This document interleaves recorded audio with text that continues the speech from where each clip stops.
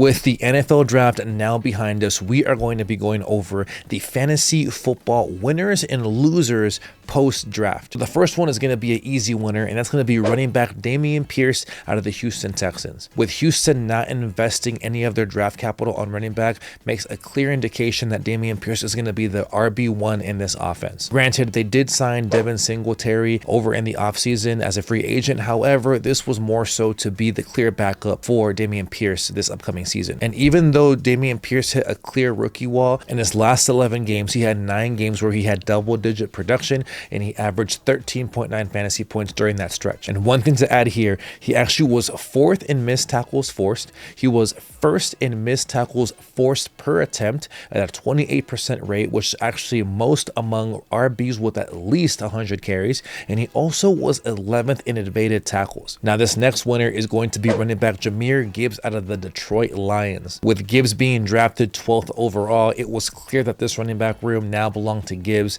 even though DeAndre Swift was still part of this roster. But I mean, when you see this kind of emotion from this draft room, you can just tell that they clearly found their RB1, and DeAndre Swift's days there in Detroit were clearly numbered. And JJ Zachariason had this funny tweet that I actually liked, and it said the following: Swift had a target share per game rate of 17.5% and 15% over the last 2 seasons, and they didn't even like Swift. Now, despite what some scouts shared about Gibbs' lack of pass blocking ability, his athleticism and his ability to clearly fit into this DeAndre Swift role with this offense makes him an elite option in the upcoming 2023 fantasy football season. Now we transition to some of the losers, and the first one actually breaks my heart, and that's Kenneth Walker, the 3rd out of the Seattle Seahawks. I mean, for me, the clear indication of them drafting Zach Charbonnet shows that they're going to have a role for him in this offense. In his last 2 seasons with the UCLA Bruins, he actually had 1,100 rushing yards to go along with 190 plus receiving yards, showcasing his ability to be an all-purpose fullback. Walker's early ADP had him going in the 1st round,